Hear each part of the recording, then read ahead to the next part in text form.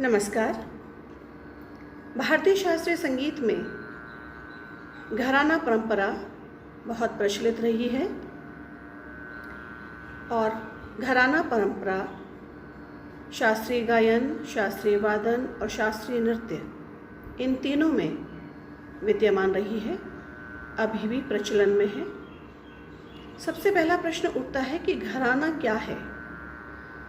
घराना जो मध्यकाल से इसका जन्म, घरानों का जन्म माना जाता है मध्यकाल से, और इसमें किसी गुरु से उसकी परंपरा को, गुरु की गायकी को, गुरु के गाने के तरीके को, उसके स्वर के लगाव को, उसके बंदिश के लेने के तरीके को, आलाप तानों की एक विशिष्ट तरीके को, जो शिष्य फेस टू फेस यानी सीना ब सीना अर्थात सामने बैठकर सीखते थे, वे उस गुरु के शिष्य कहलाते थे। और धीरे धीरे उस गायकी को, विशिष्ट गायकी को जिन्होंने परंपरागत शिष्यों ने जारी रखा, वह एक गुरु शिष्य परंपरा इस तरह से चलती रही और वही एक विशिष्ट गायकी, एक विशिष्ट तरीका, गाने का तरीका घराना कहलाया।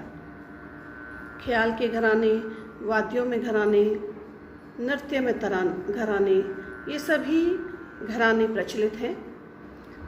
अब बात आती है, वहाँ से उठाते हैं बात को कि घरानों का इतिहास क्या रहा, कैसे ये आरंभ हुआ।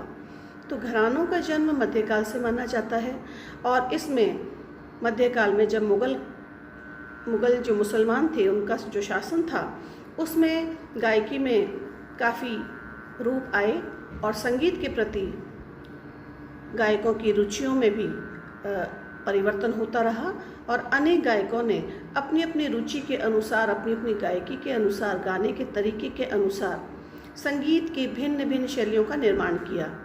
प्रत्येक शैली के अलग अलग प्रवर्तक हुए, उसके जन्मदाता रहे और इन प्रवर्तकों की एक शिष्य परंपरा चल पड़ी। प्रत्येक शिष्य परंपरा में धीरे धीरे नई शैलियों का भी आविष्कार हुआ और इसी प्रकार से गायन, वादन तथा नृत्य के अनेक घरानों का विकास हुआ।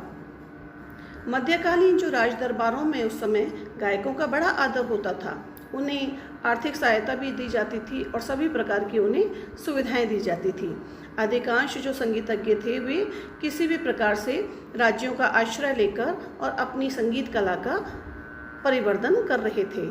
ग्वालियर राज्य में जो हाफिज़ अली खां साहब अपनी शिष्य परंपरा का विकास कर रहे थे, उसी प्रकार से जो बड़ौदा राज्य था उसमें उस्ताद फैयाज़ खां बहुत सम्मान प्राप्त कर रहे थे। इसी प्रकार से अनेक जो मध्यकालीन संगीतज्ञ हैं, वे अपनी शिष्य परंपरा स्थापित करने के लिए तत्पर थे और कर रहे थे।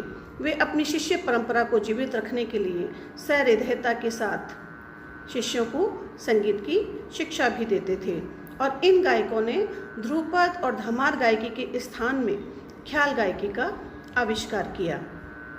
ध्रुपद और धमार गायकी, ख्याल गायकी के जो प्रवर्तक हैं, आविष्कारक हैं, वे अमीर खुसरो माने जाते हैं क्योंकि इन्होंने ही सबसे पहले कव्वाली का भी आविष्कार किया और उसके पश्चात कव्वाली की जो शैली थी, जो एक लय थी, उस लय के पुट को लेकर उन्होंने छोटे ख्याल का आविष्कार किया। छोटे ख्याल के बाद उन्होंने बड़े ख्याल का आविष्कार किया और बड़े ख्याल के जो प्रचारक थे, जिन्होंने उसे बहुत प्रचलित किया, वे सुल्तान हुसैन शर्की माने जाते हैं, जो कि जौनपुर के रहने वाले थे। ख्याल गायकी के प्रचार प्रसार से पहले ध्रुपद और धमार गायकी का बहुत प्रचलन था। ध्रुपद गायकी अत्यधिक गाई जाती थी। हम कह सकते हैं कि सिर्फ ध्रुपद और धमार गायकी ही गाई जाती थी, लेकिन जब से ख्याल गायकी का आविष्कार हुआ, ख्याल गायकी इतनी अधिक प्रचलन में आ गई कि ध्रुपद और धमार गायकी का शनि शनि प्रचलन कम होता गया।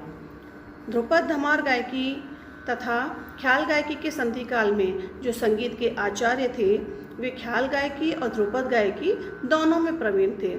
जैसे सदारंग का आपने नाम सुना होगा, सदारंग और अदारंग, वे ध्रुपद में जितने पारंगत थे गाने में, उसी प्रकार से ख्याल गायकी में भी पारंगत माने जाते थे। सम्राट अकबर के राज्यकाल में तानसेन भी ध्रुपद के एक प्रमुख गायक कलाकार माने जाते रहे हैं और वे ध्रुपद गायन शैली के प्रवर्तक भी माने जाते हैं।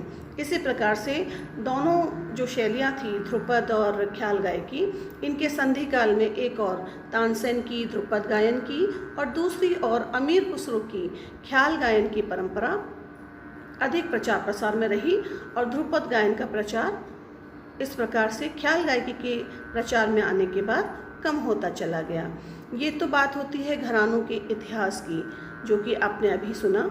अब इसके बाद बात आती है कि इसकी उत्पत्ति के क्या कारण थे, ऐसी क्या विशेष बातें रही कि जिससे घरानों की उत्पत्ति को होना आवश्यक हो गया संगीतकारों के लिए। तो उसका भी ये कारण था कि उस समय भारतीय संगीत में उस समय अनेक घराने पाए जाते हैं, जैसे गायन, वादन और नृत्य, तबला के अनेक घराने अभी भी प्रचलित हैं। और सभी घरानों की उत्पत्ति का सिर्फ एक कारण रहा, संगीत का जन्मांतरीय संस्कार।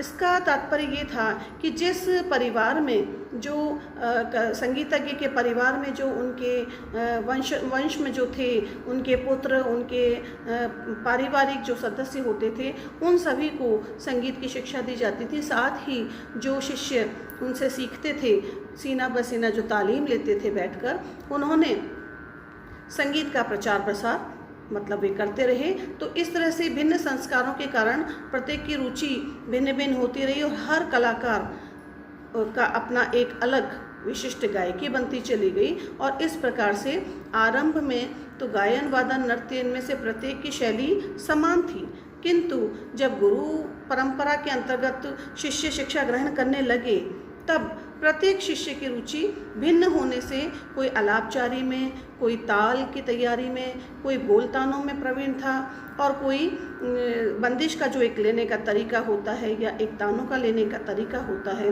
वो एक भिन्न होने के कारण से ये भिन्न भिन्न शैलियाँ होती चली गई। तो इस प्रकार से विभिन्न घरानों की उत्पत्ति के ये कारण रहे, जिसमें ख्याल गायन के घराने अलग रहे, वादन के घराने, सभी वादन के घराने अलग रहे और शास्त्रीय नृत्य के घराने अलग रहे। तो इस प्रकार से जब एक सिद्ध कलाकार हो जाता है तो वो अपने ढंग से शिक्षा देना प्रारंभ करता है, जिसमें प्रत्येक गुरु शिष्य की शिक्षण शैली में कुछ न कुछ अंतर अवश्य आ जाता है और प्रत्येक गुरु की शैली की जो विशेषता है वो एक दूसरे से भिन्न हो जाती है।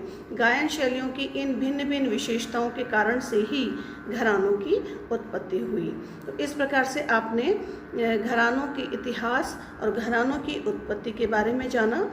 इसके अगले में हम प्रमुख घराने कौन कौन से हैं ख्याल के, उसके बारे में विस्तृत रूप से चर्चा करेंगे। Thank you.